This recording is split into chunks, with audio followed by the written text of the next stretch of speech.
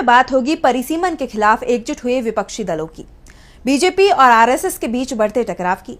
देखेंगे भारत ने चीन को क्यों सुनाई खरी खरी, सुप्रीम कोर्ट के जजों के मणिपुर दौरे को, जानेंगे जमीयत उलमाए हिंद के प्रमुख मौलाना अरशद मदनी के बड़े आरोप को, और बुलेटिन के आखिर में देखेंगे जस्टिस वर्मा कैश मामले में आए नए मोड़ को। लेकिन दिन भर की तमाम बड़ी खबरों से पहले एक नजर आज की सुर्खियों पर। कर्नाटक बंद का मिला जुला असर, 30 से ज्यादा कन्नड़ समर्थक कार्यकर्ता हिरासत में लिए गए। बेलगावी में बस कंडक्टर से मारपीट के विरोध में बुलाया गया था बंद। नागपुर हिंसा को लेकर महाराष्ट्र के सीएम देवेंद्र फडणवीस का ऐलान, हिंसा करने वालों से होगी वसूली, भरपाई नहीं करने वालों के घर चलेगा बुलडोजर।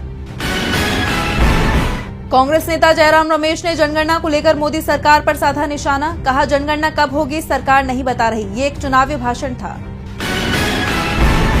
दिल्ली की रेखा गुप्ता सरकार के खिलाफ आपका विरोध प्रदर्शन, आतिशी भी रही मौजूद, कहा कब से मिलेंगे 2500 रुपए, क्या ये जुमला था।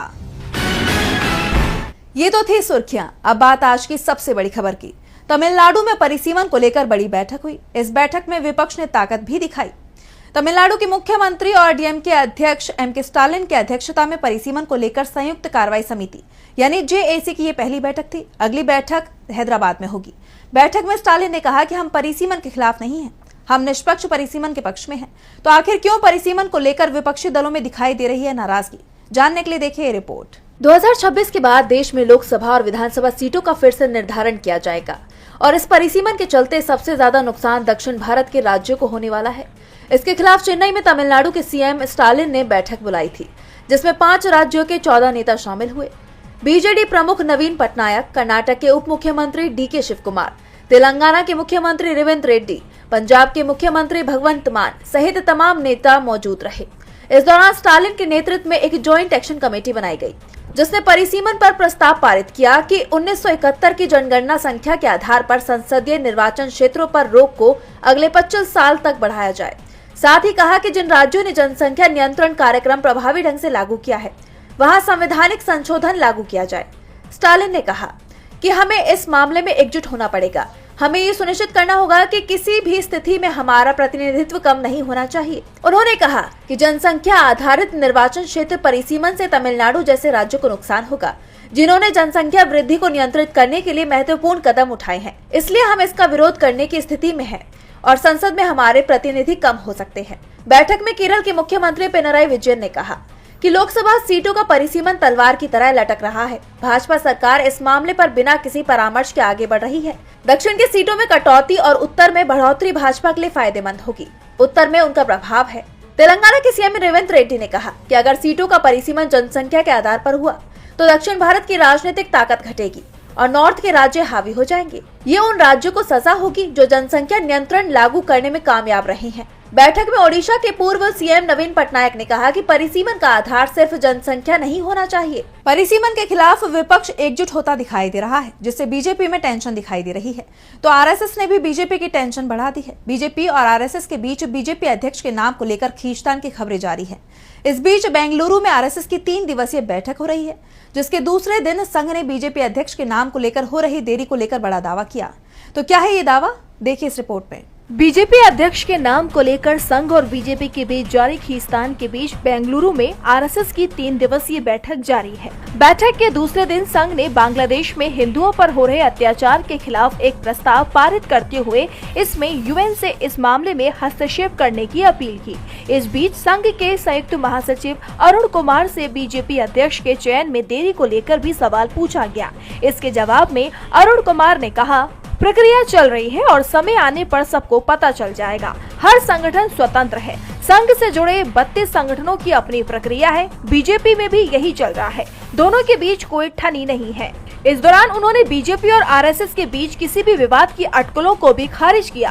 अब अगर संघ दावा कर रहा है कि उसके और बीजेपी के बीच सब कुछ सही है, तो फिर ये सवाल उठना लाजमी है कि दोनों को पार्टी अध्यक्ष के नाम को लेकर फैसला लेने में इतना वक्त क्यों लग रहा है, क्योंकि इससे पहले कहा जा रहा था कि फरवरी के तीसरे हफ्ते तक बीजेपी को उसका नया अध्यक्ष मिल जाएगा। चलेगा और यहाँ मार्च का तीसरा हफ्ता भी खत्म हो रहा है। ऐसे में देखना होगा कि संघ सिर्फ बाहरी तौर पर दोनों के बीच सब कुछ सही होने का दावा कर रहा है या फिर सचमुच बीजेपी और संघ के बीच सब कुछ सही है। बताते चले कि 21 मार्च से शुरू हुई ये बैठक 3 दिनों तक चलेगी, जिसमें संघ से जुड़े संगठनों के 1480 प्रतिनिधि हिस्सा ले रहे हैं। संघ और बीजेपी के बीच बीजेपी अध्यक्ष को लेकर खींचतान देखने को मिल रही है, तो भारत और चीन के बीच भी विवाद बढ़ता ही जा रहा है। भारत के साथ सीमा विवाद को लेकर चीन अपनी चालबाजी से बाज नहीं आ रहा। चीन ने भारत के लद्दाख को अपना इलाका बताया और नए काउंटी स्थापित करने का ऐलान किया है। भारत ने चीन के नए काउंटी दावे पर कड़ा विरोध दर्ज कराया। तो क्या कुछ कहा भारत ने, जानने के लिए देखिए रिपोर्ट। भारत के साथ सीमा विवाद को लेकर चीन के तेवर बदलते नहीं दिख रहे। चीन ने भारत के लद्दाख को अपना इलाका बताते हुए 2 नए काउंटी स्थापित करने की घोषणा की है। इस पर भारत सरकार ने कड़ी प्रतिक्रिया दी है। भारत ने खरी खोटी सुनाते हुए चीन के लद्दाख में काउंटी स्थापना के दावे पर कड़ा विरोध जताया और इसे अवैध कब्जा बताया है। केंद्र सरकार ने कहा कि भारत को चीन के जरिए 2 नए काउंटी स्थापित करने की जानकारी है। इसके कुछ हिस्से लद्दाख में आते हैं। भारत ने राजनयिक चैनलों के जरिए गंभीर विरोध दर्ज कराया है। सरकार ने संसद में कहा कि ये कदम भारत की संप्रभुता को कमजोर नहीं कर सकता। लोकसभा में एक सवाल के लिखित जवाब में विदेश राज्य मंत्री कीर्तिवर्धन सिंह ने कहा कि भारत ने कभी भी इस क्षेत्र में भारतीय जमीन पर चीन के अवैध कब्जे को स्वीकार नहीं किया है। नए देश बनाने से इस क्षेत्र पर भारत की संप्रभुता के संबंध में भारत की स्थिति पर कोई असर नहीं पड़ेगा। इससे चीन के अवैध और जबरन कब्जे को वैधता नहीं मिलेगी। विदेश राज्य मंत्री ने साफ किया कि चीन के इस कदम को मान्यता नहीं दी जाएगी और सीमा सुरक्षा सुनिश्चित की जाएगी। चीन ने हाल ही में होटन प्रांत में 2 नई काउंटी की स्थापना का ऐलान किया है। इन काउंटियों का कुछ हिस्सा भारत के लद्दाख केंद्र शासित प्रदेश में आता है। ऐसे में भारत ने इन काउंटियों के निर्माण के खिलाफ विरोध दर्ज कराया है। भारत और चीन के बीच सीमा को लेकर विवाद थमता नहीं दिख रहा, तो मणिपुर में हिंसा थमने का नाम नहीं ले रही। करीब 2 साल से मणिपुर अशांत है। लगातार हिंसा की खबरें आ रही हैं। जब भी केंद्र सरकार की तरफ से दावा किया जाता है कि राज्य में शांति लौट आई है, तभी अचानक हिंसा का दौर शुरू हो जाता है। हिंसा के चलते राज्य की बीजेपी सरकार को हटाकर राष्ट्रपति शासन लगाना पड़ा। लेकिन जब सरकार से हालात नहीं संभले तो सुप्रीम कोर्ट को आगे आना पड़ा। देखिए रिपोर्ट। मणिपुर में पिछले करीब 2 साल से जारी जातीय हिंसा के बीच सुप्रीम कोर्ट की एक टीम राज्य के दौरे पर पहुंची। जस्टिस BR गवई के नेतृत्व में जजों का दल सुबह इम्फाल हवाई अड्डे पर पहुंचा। जजों के दल में Justice BR Gavai, Justice Suryakant, Justice Vikram Nath, Justice MM Sundaresh, Justice KV Viswanathan और जस्टिस N कोटेश्वर शामिल हैं। यहाँ उन्होंने मीडिया से कहा कि हम अभी यहाँ आए हैं और आगे के कार्यक्रम को लेकर आशान्वित हैं। सभी जज इम्फाल से हेलीकॉप्टर के जरिए चुराचांदपुर गए। मणिपुर हाई कोर्ट के मुख्य न्यायाधीश जस्टिस D कृष्ण कुमार और जस्टिस गोलमई गैफुल शिलू ने सुप्रीम कोर्ट के जजों का इम्फाल में स्वागत किया। इम्फाल पहुंचने पर जजों के प्रतिनिधि मंडल ने 27 असम राइफल्स के कैंप में ब्रेकफास्ट किया और यहां से चुराचांदपुर के राहत शिविर के लिए रवाना हुए। सुप्रीम कोर्ट के जजों के प्रतिनिधि मंडल में मणिपुर के जस्टिस N कोटेश्वर सिंह भी शामिल हैं। वो इम्फाल में ही रहे और अन्य न्यायाधीशों के साथ चुराचांदपुर नहीं गए, क्योंकि जस्टिस N कोटेश्वर मैतेई समुदाय से आते हैं और चुराचांदपुर कुकी बाहुल्य जिला है। जस्टिस N कोटेश्वर सिंह के दौरे से पहले चुराचांदपुर बार एसोसिएशन ने एक बयान जारी कर कहा था कि शांति और सार्वजनिक व्यवस्था के हित में मैतेई समुदाय के जज हमारे जिले में कदम नहीं रखेंगे, भले ही उनका नाम सुप्रीम कोर्ट के 6 सदस्यीय प्रतिनिधि मंडल में शामिल हो। चुराचांदपुर में सुप्रीम जजों के दल ने चुराचांदपुर जिले में मिनी सचिवालय से कानूनी सेवा शिविरों, कानूनी सहायता क्लिनिकों और अस्थायी चिकित्सा सुविधाओं का वर्चुअल उद्घाटन किया। सुप्रीम कोर्ट के जजों ने राहत शिविर में मौजूद लोगों से बातचीत की। इसके अलावा वो विष्णुपुर में मोइरांग कॉलेज के एक राहत शिविर भी पहुंचे। सुप्रीम कोर्ट के जज 23 मार्च को मणिपुर उच्च न्यायालय में कार्यक्रम में भी भाग लेंगे। बता दें कि मणिपुर में मई 2023 से अब तक मैतेई और कुकी जो समुदाय के बीच जातीय हिंसा में 250 से अधिक लोगों की जान जा चुकी है और हजारों लोग बेघर हो चुके हैं। सुप्रीम कोर्ट के जजों ने मणिपुर के राहत शिविर का दौरा किया है, जिसको लेकर चर्चाएं तेज है। तो जमीयत उलमाए हिंद के प्रमुख मौलाना अरशद मदनी के बयान ने एनडीए में हलचल पैदा कर दी है। उन्होंने एनडीए के प्रमुख सहयोगी दलों को एनडीए की कठपुतलियां बताया है। उनका कहना है कि नीतीश, नायडू और चिराग पासवान सत्ता के लालच में अन्याय का साथ दे रहे हैं। देखिए रिपोर्ट। रमजान के पाक महीने में रोजाना इफ्तार की दावतें सुर्खियों में आ रही हैं। राजनीतिक गलियारों में भी इस बात के चर्चे आम है कि किस नेता ने इफ्तार की दावत रखी है और कौन सा नेता किसके घर पर इफ्तार पर पहुंचा। वहीं जमीयत उलमाए हिंद के अध्यक्ष अरशद मदनी ने एक ट्वीट कर साफ लिखा है कि नीतीश कुमार, चंद्रबाबू नायडू और चिराग पासवान के इफ्तार दावतों का बहिष्कार किया जाएगा। सांकेतिक विरोध के रूप में खुद को सेक्युलर कहने वाले नीतीश कुमार, नायडू और चिराग पासवान जैसे नेताओं के इफ्तार, ईद मिलन और अन्य आयोजनों में शामिल नहीं होगी जमीयत उलमाए हिंद। ये लोग सत्ता के लिए मुसलमानों पर हो रहे अन्याय और अत्याचार पर चुप्पी साधे हुए हैं। और देश के संविधान के खिलाफ सरकार का समर्थन कर रहे हैं। वक्फ संशोधन बिल पर इन नेताओं का रवैया इनके दोहरे चरित्र को उजागर करता है। उन्हें देश के संविधान और धर्मनिरपेक्षता की कोई परवाह नहीं है। वो केवल अपने राजनीतिक हितों में रुचि रखते हैं। इस ट्वीट से जाहिर हो गया है कि वक्फ बिल पर मोदी सरकार का साथ देना और उसके साथ बीजेपी के सांप्रदायिक एजेंडे को अपनाना इन नेताओं पर भारी पड़ गया है। अरशद मदनी के बयान ने एनडीए में खलबली मचा दी है। तो महाराष्ट्र में औरंगजेब को लेकर चल रहा विवाद थमने का नाम नहीं ले रहा है। और इस बीच एनसीपी प्रमुख अजीत पवार ने अल्पसंख्यकों को लेकर एक बड़ा बयान दिया है, जिससे ये कयास लगाए जा रहे हैं कि महाराष्ट्र एनडीए में सब कुछ ठीक नहीं है। तो क्या कुछ कहा अजीत पवार ने, जानने के लिए देखिए ये रिपोर्ट। महाराष्ट्र के डिप्टी सीएम अजीत पवार ने इफ्तार पार्टी में मुसलमानों को लेकर बड़ा बयान दिया है। अजीत पवार ने कहा कि भारत विविधता में एकता का प्रतीक है। हमें किसी भी विभाजनकारी ताकतों के जाल में नहीं फंसना है। हमने अभी होली मनाई है, गुड़ी पड़वा और ईद आने वाली है। ये सभी त्योहार हमें एक साथ मिलकर मनाने हैं, क्योंकि एकता ही हमारी असली ताकत है। इतना ही नहीं, एनसीपी प्रमुख अजीत पवार ने चेतावनी देते हुए कहा कि मैं आपको भरोसा दिलाता हूं कि आपका भाई अजीत पवार आपके साथ है।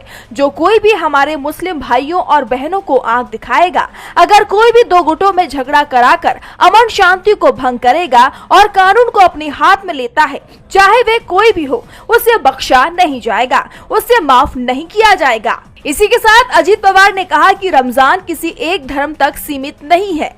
ये इंसानियत, त्याग और आत्मचिंतन का प्रतीक है। यह आत्म संयम दिखाता है और हमें जरूरतमंदों के दुख दर्द को समझने की प्रेरणा देता है। रोजा न केवल शरीर को बल्कि मन और आत्मा को भी शुद्ध करता है। भारत वास्तव में अनेकता में एकता की मिसाल है। दरअसल अभी हाल ही में बीजेपी नेता नितेश राणे ने कहा था कि छत्रपति शिवाजी महाराज की सेना में एक भी मुसलमान नहीं था। पवार की इस प्रतिक्रिया को सहयोगी पार्टी बीजेपी नेता नितेश राणे के बयान पर करारा जवाब माना जा रहा है, जिससे राजनीतिक गलियारों में चर्चाओं का दौर तेज हो गया है, खासकर तब जब महाराष्ट्र में सांप्रदायिक हिंसा कई जगह भड़की हो। आपको बता दें कि औरंगजेब की कब्र पर मचे विवाद के बाद नागपुर में भयानक हिंसा हुई थी, जिसमें 14 लोगों को अभी तक पुलिस ने अरेस्ट किया है। और बुलेटिन के आखिर में बात जस्टिस वर्मा के आवास पर मिले कैश मामले की। दिल्ली हाई कोर्ट के जज यशवंत वर्मा के घर से कैश मिलने की खबरें वायरल हो रही हैं। मीडिया रिपोर्ट्स में दावा किया जा रहा था कि जस्टिस वर्मा के सरकारी बंगले से भारी मात्रा में नकदी बरामद हुई है। इस मामले की जांच कर रहे दिल्ली हाई कोर्ट के मुख्य न्यायाधीश जस्टिस देवेंद्र कुमार उपाध्याय ने अपनी रिपोर्ट जस्टिस संजीव खन्ना को सौंप दी है। तो क्या है पूरी खबर, देखिए इस रिपोर्ट में। जस्टिस यशवंत वर्मा के सरकारी बंगले से कथित तौर पर नकदी मिलने के मामले में नया अपडेट सामने आया है। इस मामले की जांच कर रहे दिल्ली हाई कोर्ट के मुख्य न्यायाधीश जस्टिस देवेंद्र कुमार उपाध्याय ने अपनी रिपोर्ट सीजेआई संजीव खन्ना को सौंप दी है। अब सीजेआई इस जांच रिपोर्ट के आधार पर आगे की कार्रवाई करेंगे।